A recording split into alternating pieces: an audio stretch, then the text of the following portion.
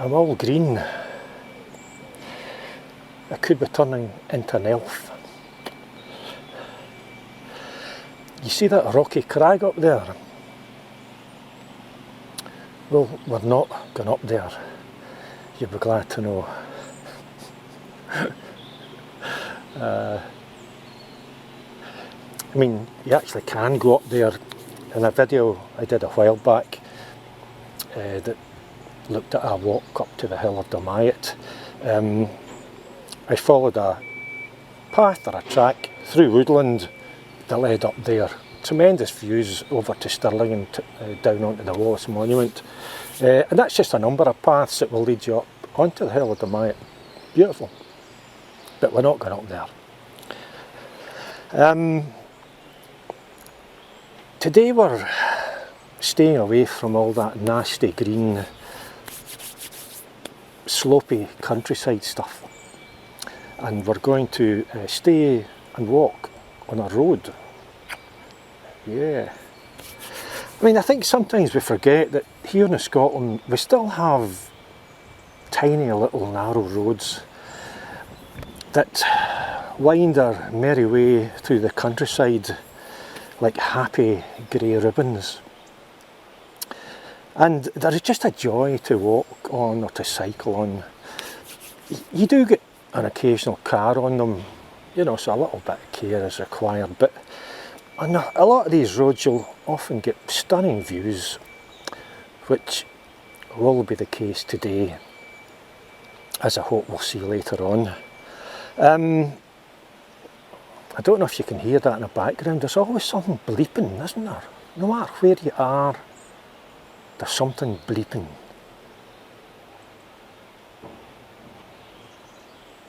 I stopped, right.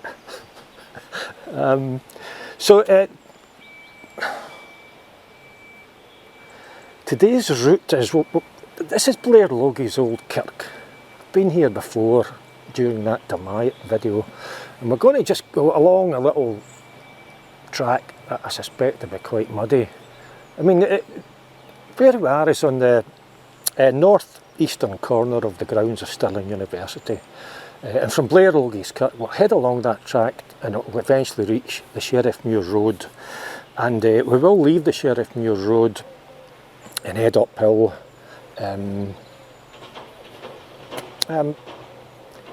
Here's the route.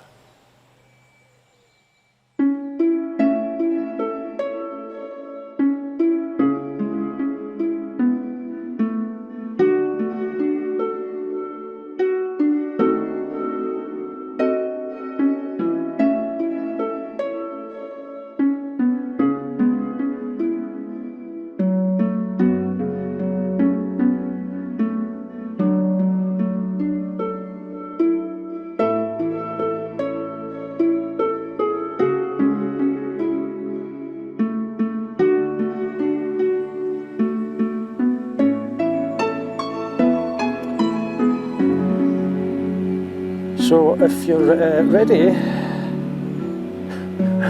let's just go.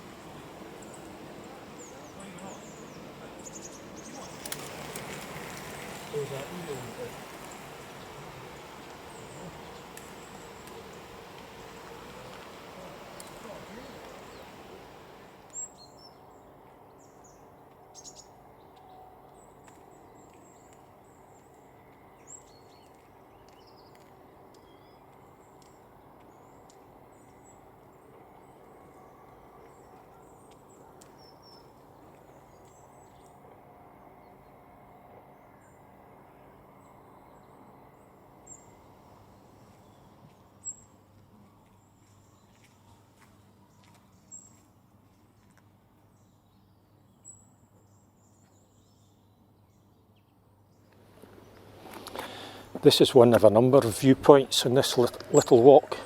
It's just at Brae, and you're looking down on all of Stirling. You've got the Wallace Monument, which I think is just off camera just now. You're looking over towards Stirling Castle. And over this way you've got the Touch Hills and the Gargunnock Hills. And there's a wee bit of mist floating about today, mixture of mist and little dapply dots of sunshine. It's beautiful.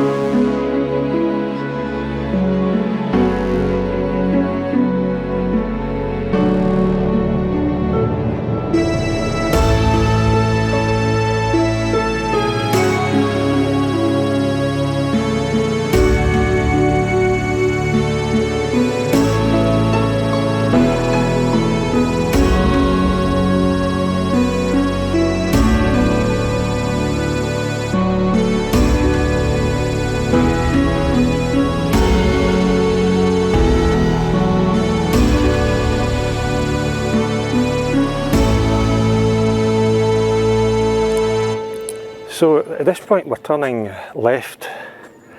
If you were to go straight ahead, that leads to the steading of Pendrick, and just before then there's a woodland track on the right hand side, and if you follow that then go around the right hand side of a water reservoir, you'll come back onto the Sheriff Muir Road, and from there, just around about that point, there's another access point to the Hill of Doune.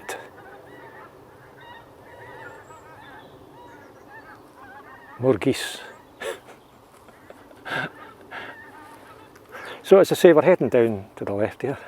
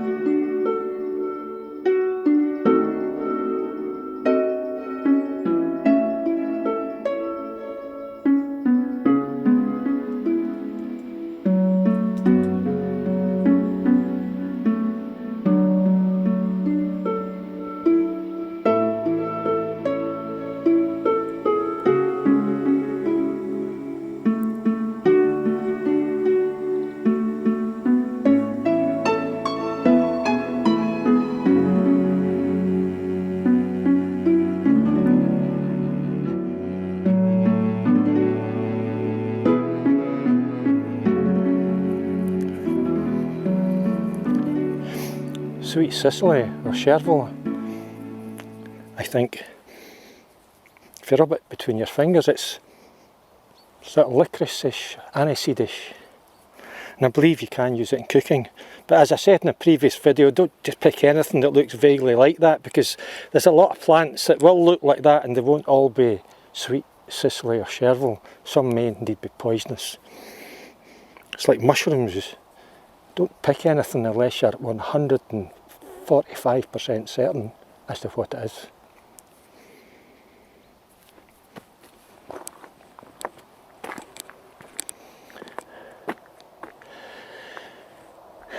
Glamping pods. Looks fun. Although I'm not entirely sure what a glamping pod is. But I'd be keen to give it a try, that's for certain.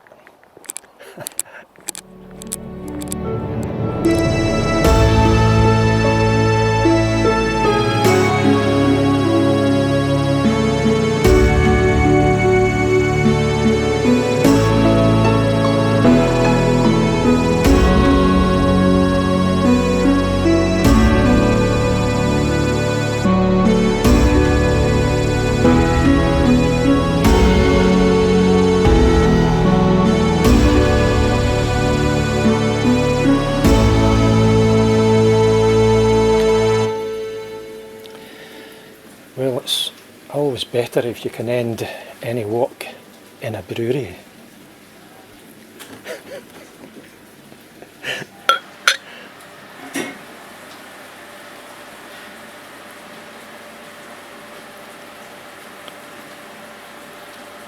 And the sort of slight noise that you hear in the background is actually the brewery in operation. They're brewing some beer at the moment, and I have to tell you, it smells absolutely delicious. It really does. Just a lovely kind of caramel, kind of malty smell. It's the smell of a brewery. It's beautiful. And it's the Allan Water Brew House in Bridge of Allan.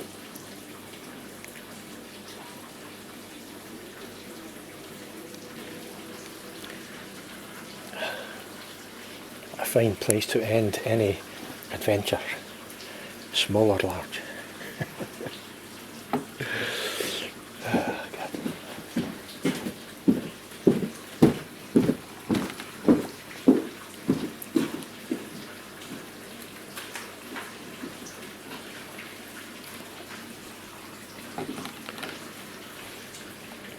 One website that I'm going to recommend is Bus Times. Every time I go on a walk, and I mean every time, the website that I'll check for bus times, it is called Bus Times. Bus Times is one word. It's bustimes.org. And absolutely, it's just a great website that does what it says in the tin. It gives you bus times, and it's up to date. It's once the case that you would maybe get a PDF bus timetable online, find it was out of date, because buses sort of change, their timetables change twice a year, depending on whether it's summer or winter. And it was always a bit of a pain trying to figure out what time the buses were. So Bus Times, you know, I mean, I don't have a car, but if you had a car, you know, these days we're hearing quite a lot about folk having difficulty parking their car if they're going for a hike somewhere, and indeed folk parking their car in stupid places and stopping emergency services getting where they want to go. So, you know, if you're going for a walk or a hike for the day, forget your car. Just take the bus and check the bustimes.org website for when the times of those buses are. That way you don't have to return to your car. You can start at one place and end up somewhere else. And you can come into an inn or a brewery and have a few beers. You don't have to worry about your car. So I recommend the bus or the train.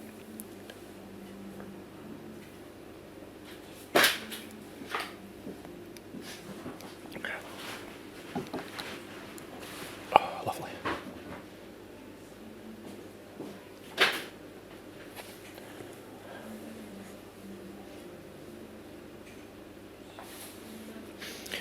The other day I got some deodorant. Not an unusual occurrence in itself. But there seems to be a kind of fad these days where deodorant's not just deodorant, it's 48-hour deodorant or even 72-hour deodorant.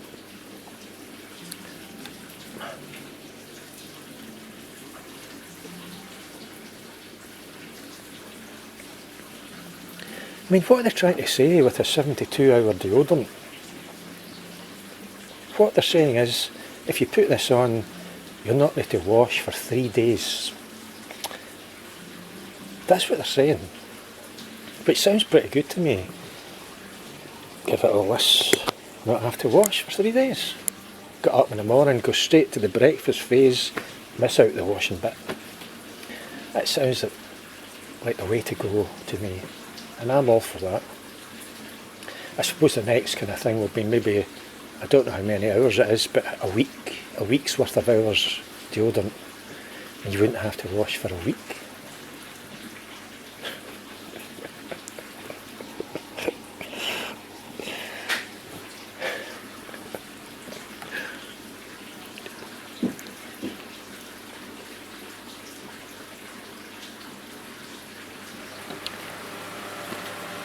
Anyway, I may be here for a while. I'm Eddie Burns. Take care. We'll see you again.